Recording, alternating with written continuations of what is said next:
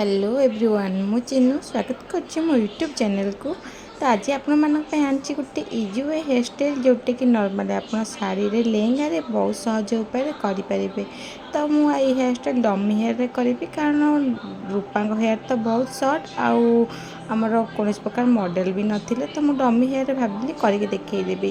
तो आप जमा भावतनी कि हेयर स्टाइल केवल डमी हेयर रे हम हेयर स्टाइल आप प्रत्येक हेयर रे करें लॉन्ग टू शॉर्ट हेयर रे एतिक डिफरेंस आपको टिके अधिका बुले भितर नवा पड़ो।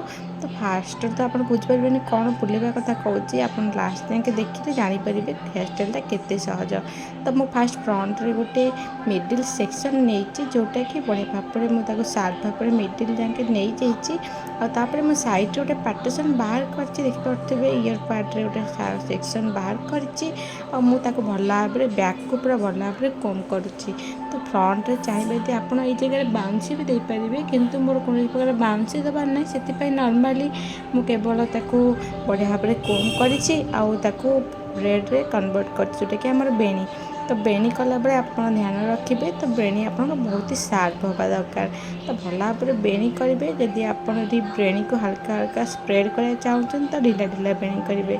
जेहेतु मुझे स्प्रेड करी नॉर्मल करी तो से बेणी की पूरा टाइट टाइट ही करी। तो चाहिए यदि आप जगह बाउंसी भी करेंगे बेणी की हल्का हल्का फिंगर ढिला भी करेंगे। तो ये लुकटा बहुत सहज उपाय आप निज चुटी भी आराम से लोक कर हेयर स्टाइल। तो बहुत ही ट्रेंड रे रोचे हेयर स्टाइल आपण मैंने नॉर्मली निज हेयर करेंगे आप मौनी कि कौन रिलेटिव मान हेयर रे भी बहुत सहज करेंगे। तो सहज उपाय मुझे हेयर स्टाइल मोटे रबर बैंड रे सिक्योर कर और सेम टेक्निक रे एपट हेयर को भी मु पूरा भल भाव में गोटे इयर पार्ट रे बाहर कर फ्रंट रे आमर फेस फ्रेमिंग किछटा हेयर बाहर करदी आपंकर फोrehead उंचा रोचे तो आप फेस फ्रेमिंग फ्रंट रे किछटा हेयर बाहर करने।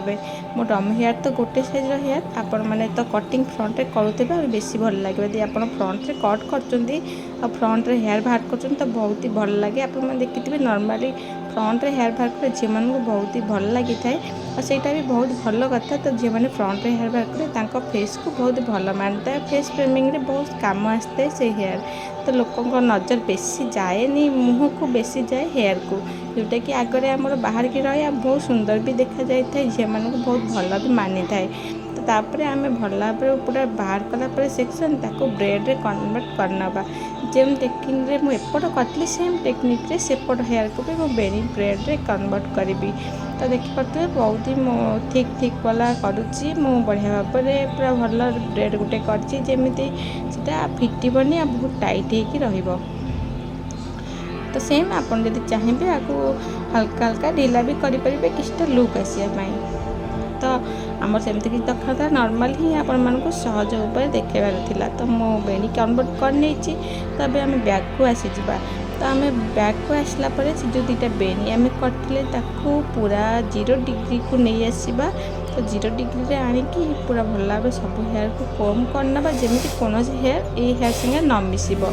तो से भल भाव कम करके बाकी हेयर को पूरा 0 डिग्री रे आनिकी से जगह बांधीदे। तो जेहेतु आम गोटे पछरे नॉर्मली गोटे खोसा टाइप करार अच्छी तो खोसा ही 0 डिग्री रे बंधा बेणी थे ही कराव। तो आम देखिए के सुंदर भाव बांधी नहीं नॉर्मली। तो झील मैंने एमती खाली बांधिकी भी हेयर स्टाइल क्रिएट करती बहुत जन को देखी मु भी करे जो मोर लॉन्ग हेयर था। तो लॉन्ग हेयर वाला को हेयर स्टाइल बहुत भल मानी था क्लचर मारती रबर बैंड मारती जगह फ्लावर डेकोरेट करती बहुत सुंदर लगी था। यदि आप लॉन्ग हेयर नॉर्मली एमती भी करेंगे आप चाहिए बहुत सुंदर लगी था फ्रंट रे बेणी करदे पछक बुले पकईदे बहुत सुंदर लगी था हेयर स्टाइलटा। जदि आप लॉन्ग हेयर रोचे तो बहुत सुंदर आसे। तो आम एम हेयर स्टाइल को फेरी जावा आम हेयर स्टाइल आम भल भाव देखिपे बांधी नेले एवं 2 पार्ट डिवाइड करवा पूरा हेयर जहाँ बाकी रखीथे आम भल भाव गोटे रबर बैंड द्वारा सिक्योर करनवा।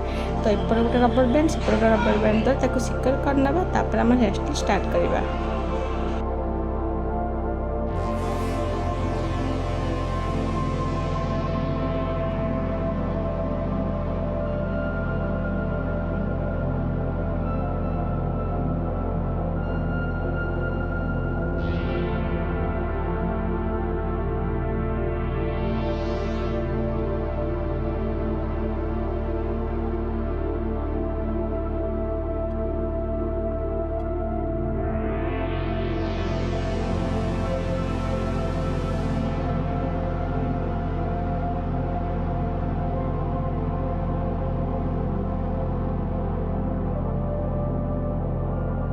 तापर मैंने देखिपे आम रबर बैंड पर सिक्योर कर आम करवा हेयर स्टाइल। तो सेपट जो हेयर आम करते रबर बैंड सिक्योर ताकू सेपटू एपट को बुले आनी जोटा कि आम छोट हेयर देखिपे बाहर जो छोट हेयर कहीं बाहर ना ऊपर जो बेणी होता से हेयर। तो आम तलपटू रखी ना जमीक से बेसी ऊपर को बाहर कि असुंदर न देखा जाए से पूरा तलपटू रखी जमी से ये लंग चुटी तलपटे रही बारंबार कोम करवा जमी से ऊपर को बाहर आम हेयर स्टाइल कौन प्रकार हैरान न कर।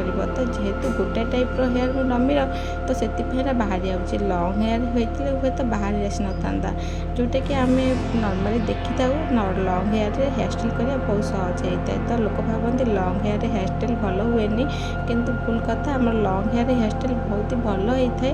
तो देखिपे मुझे जूम कर दूसरी देखते केते बढ़िया भाव में पाखु जूम कर सार्प आप देखा जाऊँ केते भल भाव में मुझे हेयर स्टाइल क्रिएट करछि। तो एपट साइड हेयर को पुणी सेपट साइड बुले आने जदि आप लंग हेयर रही तो आप ये 2-3 थर तले बुले आनला आप हेयर स्टाइल आउरी बेसी बड़ देखा आउरी थिक भी देखा। तो से एपट चुटी की आम सेपट हेयर रे बुले आनला ब्रेड तले तो एपट चुटा पुणी एपट चुटी चोटी तले एमती देखिए फिंगर को 2 फिंगर एमती तले डाउन करके सेपट पटे बुले नहीं आसवा।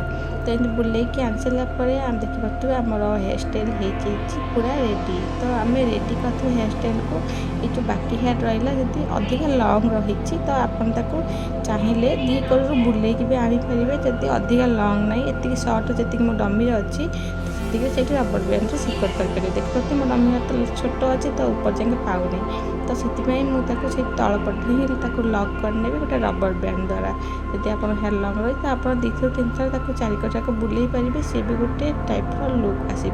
जेहतु मो डमी हेयर सर्ट अच्छे तो मुझे लक करने तो रबर बैंड भल भाव सिक्योर करने फास्ट तो कलापर सिक्योर कलापर से सैड्रे लक करने गोटे यूपिन द्वारा। तो देखिए आम हेयर स्टाइल बनिकी रेडी पूरा बटरफ्लाई वाला हेयर स्टाइल जोटा कि आम बहुत ही सहज उपाय निज हेयर कर आम हेयर स्टाइल है हल्का हल्का फिंगर डाउन करेंगे जमी से हल्का हल्का ढिला बहुत सुंदर लुक गोटे क्रिएट कर। तो आप पाखु देखीदेवी आपण हेयर स्टाइल केते सहज और केते नॉर्मल भाव में आप करें। तो ये हेयर स्टाइल आप पार्टी वेयर करेंगे ब्राइड भी मैंने भी करेंगे पार्टी वेयर बहुत ही भल लुक रही है। ब्राइड मैंने तो खोसा गजरा वगैरह लगे था तो ये हेयर स्टाइल गजरा जमा भी नुहे कि चाहिए आप करेंगे किंतु ये हेयर स्टाइल आप पार्टी वेयर कर लेहेंगा लंग सालवार शाढ़ी बहुत ही भल लगी था और बहुत सहज उपाय भी होता है। तो आपण मैंने हेयर स्टाइल निश्चय ट्राए करूँ घरे और देखूँ केते भल भाव में हेयर स्टाइल क्रिएट हो जाऊँगी। मुझे काम करने भितर सेपटे क्लाइंट भी थे रूपा क्लाइंट काम व्यस्त थे तो मुझे एपट साइड्रे काम कला मत असुविधा होता से मोर कैमेरा को खोलिकी आम मानक देखी फाइनाल लुक जेहेतु क्लाइंट थे फेस कर देखा कैमेरा से एपट साइड्रु वीडियो बनईनी ताको मु कैमेरा को खोली नेबी आपण मानक देखीदेवी केते बढ़िया भाव में हेयर स्टाइल क्रिएट करी। तो मुझे यूपिन जोटी एक्सट्रा टिके हेयर बाहर रोला जेहेतु डमी हेयर छोट बड़ टे तो मुझे टिके यूपिन सिक्योर कर जेहेतु आम डमी हेयर रही तो एमती हवा स्वाभाविक यदि आम नॉर्मल हेयर करवा तो आमको यहाँ पड़ न असुविधा हो न था कारण आम नॉर्मल हेयर एत आमको हैरान कर न था। नॉर्मल हेयरटा बहुत ही भल होता है जोटा कि आमको हाथ में काम करा बहुत सहज और सुविधार होता है। तो डमी हेयर जो बारंबार आम कोम करा पड़ता है कारण टैंगल हो जाए आम सेरम भी यूज कर डमी हेयर यहाँ हूँ गोटे बड़ माइनस पॉइंट कि नॉर्मल हेयर आम सेरम यूज कर टैंगल फ्री करने ब्लो ड्राई कर बहुत किसी क्रीपिंग वगैरह किंतु डमी हेयर बारंबार क्रीपिंग वगैरह सब करने द्वारा डमी हेयर खराब भी हो जाता है। तो फ्रंट रे फेस फ्रेमिंग मुझे जो हेयर बार करती से बहुत सुंदर लगुच मो डमी फेस रे आप देखते बटरफ्लाई टाइप रही आम हेयर स्टाइल लुक केते सुंदर भाव में आम लुकटा क्रिएट होती आपने हेयर स्टाइल बहुत सहज उपाय करेंगे जमी मुझे देखली। तो भिडियोटी बहुत ही कम टाइम किंतु मुझे स्लो कर देखे जमी आपने बुझीपारे।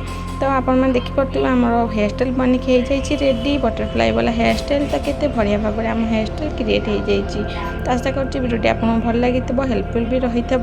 आई ब्रेड गुड़ाक आप चाहिए तो स्प्रेड करके बहुत सुंदर लुक भी क्रिएट करेंगे, किंतु प्रथम आपको ब्रेड को स्प्रेड करा पड़ो। और ये जगह बाउंसी जब करेंगे फ्रंट में आपंकर अधिका हेयर जब ना बाउंसी लुक भी दे पारे।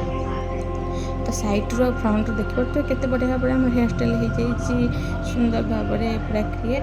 तो वीडियो भल लगी तो लाइक करना है, जदि आप मो चैनल नुआ अच्छा मो चैनल को सब्सक्राइब करने को जमा भूलें। जदि आप वीडियो भल लगी कमेंट कर कहतु केमी लगिला, आउ मत कमेंट कर कहतु आपको कौन प्रकार वीडियो देखिए अच्छे तो आप निश्चय से वीडियो मुझे नहीं आसबि। तो रोचे नमस्कार, देखा नेक्स्ट वीडियो आप सहित।